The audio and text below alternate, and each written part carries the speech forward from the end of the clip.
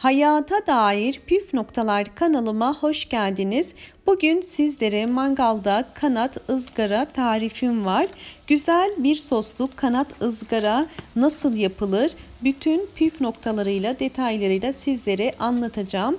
Bu tarif ile artık dışarıdan hazır soslu tavuk kanat almanıza gerek kalmayacak. Bunun için gerekli malzemelerimize geçelim.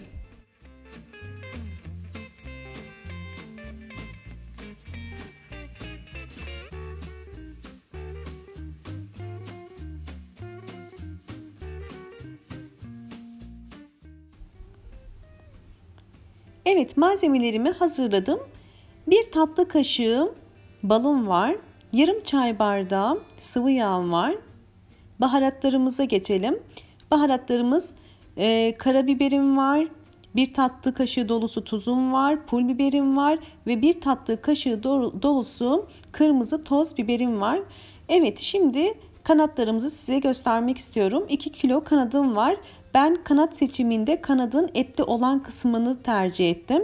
Bakın görüyorsunuz açılmış hali, buna kelebek deniliyor. İsterseniz kasabınızda bu şekilde açtırabilirsiniz ya da evde kendinizde bir bıçak ile gösterdiğim noktadan kesip bu şekilde ayırabilirsiniz. Bu şekilde çok lezzetli oluyor. Mutlaka tavsiye ediyorum. Bakın görüyorsunuz bu şekilde hem yapımı daha basit ve daha kolay oluyor hem de çok lezzetli oluyor.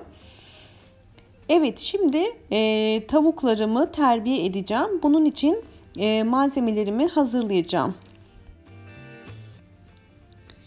Evet, şimdi kabımı alıyorum ve içerisine ilk olarak sıvı yağımı koyuyorum. Sıvı yağ terbiye işleminde çok önemli. Daha önceki et marine tariflerimi izlediyseniz eti en çok yumuşatan sıvı yağdır ve bütün baharatlarımı döküyorum. Sizler arzu ettiğiniz, sevdiğiniz damak zevkinize göre başka baharatlar da koyabilirsiniz. Ben genel olarak bunları koyuyorum ve bal koyuyorum. Burada püf noktası, balı koymamızın sebebi kanatlarda çok güzel karamelize bir tat verecek. Çok ayrı bir lezzet katıyor. Size mutlaka tavsiye ediyorum.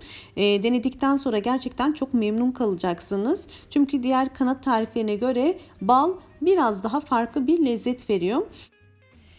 Evet, bütün malzemelerimizi iyice karıştırıyoruz. Burada iyice karışması çok önemli. Kırmızı toz biber de ayrı bir görüntü, güzellik katacak içerisine. Kimisi içerisine sarımsak ya da farklı baharatlar da koyuyor. Fakat ben açıkçası çok fazla yakıştırmıyorum. Tabii sizden yine damak zevkinize bağlı. İstediğiniz şeyleri koyabilirsiniz. Fakat bu tarifi de çok beğeneceğinizden eminim. Tavuklarımı da hazırlamış olduğum sosun içerisine koyuyorum ve tavuklarımı sosun içerisine iyice bulamam gerekiyor. Her tarafına gelecek şekilde olması gerekiyor. Ve bu işlemi yaptıktan sonra buzdolabında mangalı yakmadan önce en az 3 saat önce dinlendirmemiz gerekiyor. Çünkü sos ile birlikte tavuklarımız ne kadar bütünleşirse, ne kadar uzun süre kalırsa o kadar lezzetli olacaktır. Bu da önemli bir püf noktası. Fakat eğer aceleniz varsa, hemen yapmak istiyorsanız hemen de yapabilirsiniz. Fakat ne kadar çok beklerse o kadar lezzetli olacağını göreceksiniz. Ben bunu mangalda yapacağım. Fakat bu işlemi isterseniz fırında da yapabilirsiniz. Fırında da denedim ve çok lezzetli oldu gerçekten. Fırında eğer yapacaksanız bir fırın tepsisinin içerisine yağlı kağıt serip fırınımızı 220 derecede ya da 200 derecede önceden ısıtıp pişirebilirsiniz. Eğer düşük ayarda pişirirseniz sulanır. Mangal tadında olmasını istiyorsanız yüksek derecede pişirmeniz gerekiyor. Ve şunu da belirtmek istiyorum ki evde yapmış olduğumuz et marineleri gerçekten dışarıda aldığımızdan çok daha lezzetli oluyor. Dışarıda almış olduğumuz marineli sosların içerisinde bilmediğimiz baharatlar da olabiliyor. Ya da damak zevkimize çok uygun olmayabiliyor. Emin olun bu tarifi yaptıktan sonra lezzetini çok beğeneceksiniz ve belki de bir daha dışarıdan almayacaksınız.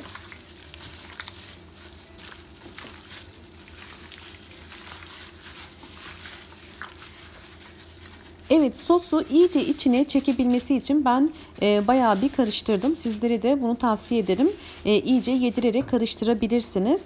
Şimdi üzerine bir tane streç film ile kapatacağım ve buzdolabında en az 3 saat dinlenmeye bırakacağım.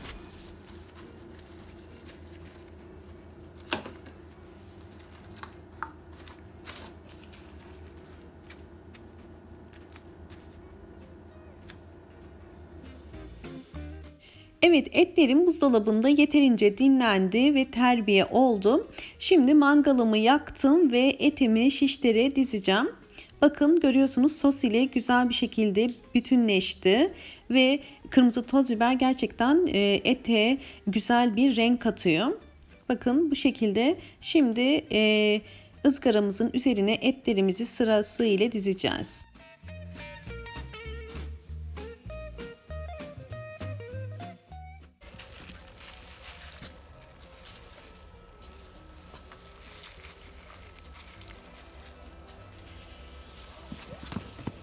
Çekmeyelim bunu. Abi, merhaba.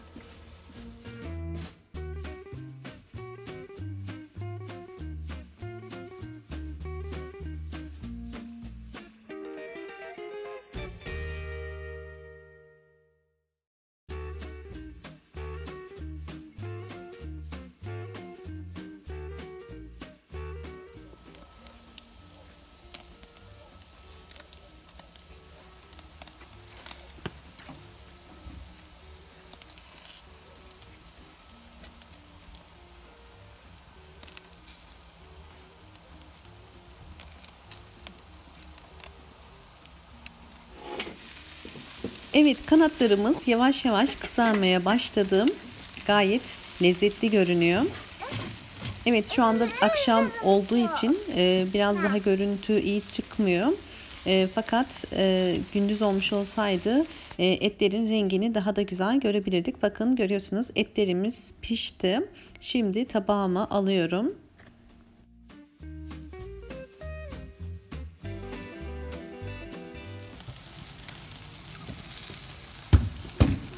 Evet, etleri servis tabağıma aldım.